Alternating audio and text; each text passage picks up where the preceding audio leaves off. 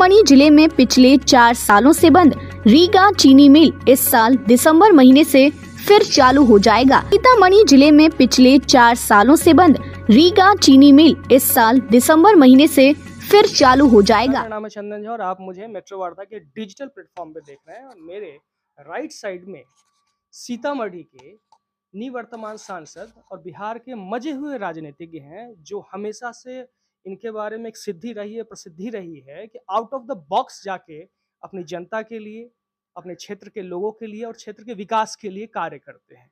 अभी हाल फिलहाल में ही सीतामढ़ी के जो बहुत प्रसिद्ध चीनी मिल है, रीगा चीनी मिल, इन्होंने उसका शुभारंभ दोबारा से करवाया। काफ़ी सारे लोगों को उससे रोजी रोजगार मिला। साथ ही साथ रेलवे के दोहरीकरण को, सीतामढ़ी के रेलवे लाइन को डबल लाइन करने में इनका बहुत ज़्यादा योगदान है। सर, चुनाव के टाइम में आपने अपने भाषण में बहुत सारी बातें कही, कहाँ तक आप उसको कंप्लीट कर पाए हैं? नहीं, ऊपर वाले की मेहरबानी है और मैं समझता हूँ हमारी जनता का आशीर्वाद है सीतामढ़ी का कि काफ़ी कामें लाइन पर आ गई हैं। मैं अपने चुनाव में वादा किया करता था कि रीगा चीनी मिल ज़रूर शुरू करूँगा, क्योंकि हमारे यहाँ लाखों को किसान हैं जो उसी पर आश्रित हैं और भुखमरी के कगार पर हैं। आपको ये जानकर खुशी होगी, आपको जानकारी है ही कि वो चीनी मिल को ले लिया है किसी बड़े उद्योगपति ने, जो शुगर इंडस्ट्री के उद्योगपति हैं, कर्नाटक के रहने वाले हैं और संयोग से वो पॉलिटिकल आदमी भी हैं। वो भारतीय जनता पार्टी के मंत्री रहे हुए हैं, उद्योग मंत्री कर्नाटक के विगत 10 साल तक। अभी नहीं है, उस समय थे। उनके 10-10 चीनी मिल हैं कर्नाटक में और एक महाराष्ट्र में है, 11 चीनी मिल है। तो मैं इसके लिए कई बार माननीय शरद पवार जी के पास गया था। उनसे मेरा परिचय है बहुत पहले से, मेरा पृष्ठभूमि महाराष्ट्र का है, वहीं पढ़ाई लिखाई मैंने की है। तो उनसे मैंने रिक्वेस्ट किया था, तो उन्होंने ये निरानी जी को बताया कि ऐसे ऐसे एक चीनी मिल है वहाँ, वहाँ के विधान परिषद के सभापति हैं, हमारे परिचित हैं, और उनसे बात करो और शायद वो अच्छा मिल है तुम्हारे लिए। तो वो उन्होंने पूरा स्टडी किया। एनसीएलटी में पूरा मामला था।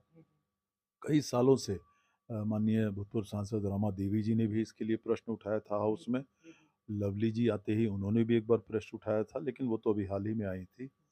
और फिर हम लोग तो बार बार चाह ही रहे थे, मैंने बताया शरद पवार जी के पास गया तो निरानी जी ने फिर सक्सेसफुली बिड किया एनसीएलटी में, नेशनल कंपनी लॉ ट्रिब्यूनल में, और उनका बिड सफल रहा और तब उन्होंने वो मिल टेक ओवर किया और उन्होंने सीतामढ़ी आके वो मिल पर गए और वहाँ भी लोगों को बताया कि भाई देवेश ठाकुर जी तो मेरे कॉलेज के हैं, हम लोग एक ही कॉलेज के पढ़ने वाले लोग हैं, हम अलग अलग समय में पढ़े लेकिन वो हमारे कॉलेज के हैं और हम ये मिल, हमारा सौभाग्य है कि ये मिल हम ले लिए हैं और इसको हम दिसंबर जनवरी से इसको प्रोसेस शुरू करा देंगे पूरा चलने का। तो वो आए, उसके बाद फिर दोबारा भी उसके बाद 3-4 महीने बाद आए, उनको मैं ले गया, माननीय मुख्यमंत्री से मिलवाया, माननीय विजय चौधरी जो हमारे वरिष्ठ मंत्री हैं उनसे मिलवाया, माननीय हमारे राष्ट्रीय अध्यक्ष संजय झा जी से मिलवाया, माननीय विजेंद्र यादव जी से मिलवाया, क्योंकि पावर जनरेशन भी वहाँ होना है। इस तरह से, और वहाँ इथेनॉल का भी प्लांट है। तो एक बार वो खुल जाएगी तो फिर से पूरी उस इलाके में बहुत ज़्यादा खुशहाली आ जाएगी। हम लोग को बहुत खुशी है कि वहाँ के किसानों के लिए ये काम हुआ है।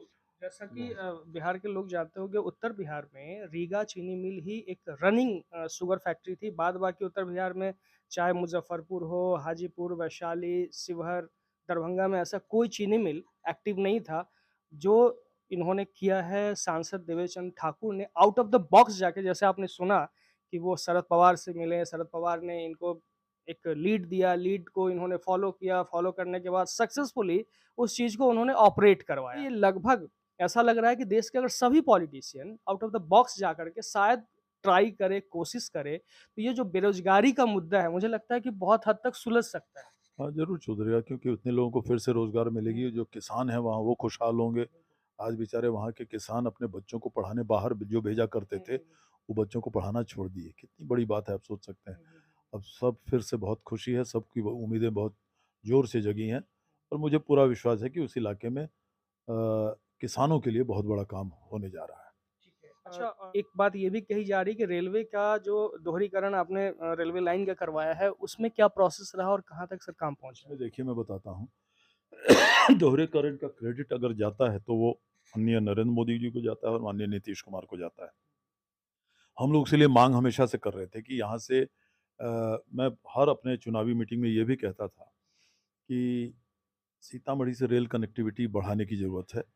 अब सीतामढ़ी से पटना के लिए कोई ऐसी ट्रेन नहीं थी जो सुबह यहाँ से निकलती, सीतामढ़ी का आदमी 7 बजे, साढ़े 7 बजे, 8 बजे तक पटना पहुँच जाता, दिन भर अपना काम करता, शाम में फिर वापस। कोई विद्यार्थी को इंटरव्यू देना हो, परीक्षा देना हो, दे के वापस आ जाता, किसी को इलाज कराने, डॉक्टर को दिखाने जाना है, दिन भर इलाज करके शाम में वापस आ जाता, किसी को बेटी की शादी के लिए खरीदी करनी जानी हो, उसमें जाके आ जाता।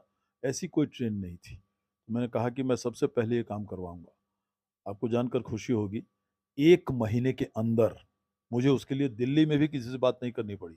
मैंने स्थानीय रेलवे जो वरिष्ठ पदाधिकारी पूरे हाजीपुर में बैठते थे, उन सभी लोगों से बात किया और आपको जान के खुशी होगी कि अभी करीबन 1 महीना पहले एक ट्रेन 4 बजे खुलती है सुबह दरभंगा से, सीतामढ़ी आती है, सीतामढ़ी से सैदपुर होते हुए पटना जाती है, 7 बजे पहुंच जाती है, दिन भर लोग उसमें काम करते हैं, शाम में वापस सीतामढ़ी आ जाते हैं और इसमें उनको लगता है लगभग 40 रुपया मात्र एक तरफ जाने का, 40 रुपया लौटने का। जब बस से जाते थे तो एक तरफ का 350 रुपया लगता था, वापस आने का 350। तो 700 के बदले 80 रुपये लग रहे हैं। सुबह जाके जाते हैं, दिन भर काम की, इससे इतनी खुशी है वहाँ की जनता में कि साहब इतना बड़ा सुविधा हमको मिल गया है। तो मेरा सौभाग्य है, इसको मैं मानता हूँ। उसके बाद मैंने ये भी कहा वहाँ पटना में कि साहब हाजीपुर में जो हमारे रेलवे का ज़ोन है, वहाँ हमने कहा साहब यहाँ से बम्बई का सबसे ज़्यादा लोग यहाँ से किसी ज़िले से जाते हैं तो सीतामढ़ी दरभंगा से जाते हैं। तो एक और ट्रेन बढ़ाने के लिए आप ये कीजिए। तो एक फ़ायदा हुआ है, उन्होंने कहा है इस पर हम स्टडी करते हैं कि कितना जल्दी हम आपको यहाँ से बढ़ा सकते हैं। लेकिन हफ्ते में 1 ट्रेन उन्होंने तुरंत दे दिया, वीकली एक स्पेशल दे दिया स्पेशल। तो वो शुरू हो गया, वो हो गया है। उसके अलावा जो हमने हर मीटिंग में हम कहा करते थे, तो माननीय मुख्यमंत्री ने इस बात को बहुत सीरियसली लिया और उनका ये काम है कि उन्होंने तुरंत करीबन 1 महीना पहले, 2 महीना पहले एक चिट्ठी लिखी जो अखबारों में भी आया था माननीय प्रधानमंत्री को कि ये रेलवे की कनेक्टिविटी कॉरिडोर बढ़ाएं, दोहरीकरण इसका हो, दोनों लाइन पकड़े तो वो वहाँ से अयोध्या भी हो और पूरे नॉर्थ ईस्ट के लोगों को भी उसका फ़ायदा हो। तो वो उस दिन माननीय रेल मंत्री जी ने जो घोषणा की अपने प्रेस कॉन्फ्रेंस में, उन्होंने वही दोहरीकरण का 2553 करोड़ का ये बजट का है, वो अयोध्या से सीतामढ़ी होते हुए पूरे नॉर्थ ईस्ट को कनेक्ट करेगा।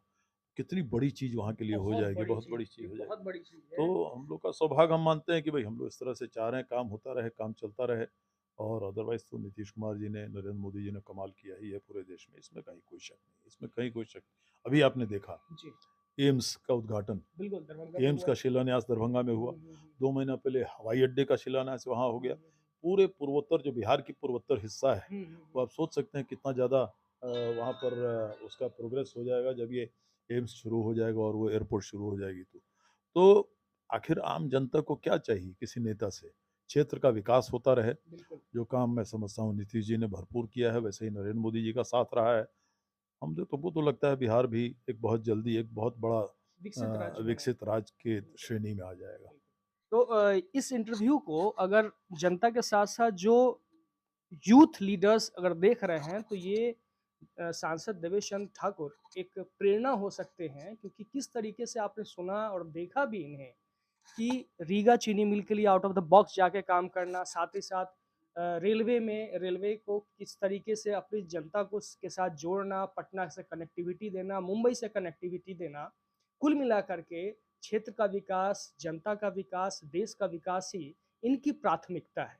तो जो भी यूथ लीडर्स हैं या जिनको भविष्य में नेता बनना है, चाहे लोकसभा में आए, विधानसभा में आए, कहीं भी आए, किसी भी जनता के द्वारा चुने गए प्रतिनिधि बने वो, तो मुझे लगता है कि देवेश चंद्र ठाकुर उनके रोल मॉडल हो सकते हैं। बहुत-बहुत धन्यवाद आपका हमारी दर्शकों से जुड़ने के लिए। आपको भी बहुत-बहुत धन्यवाद। Thank you.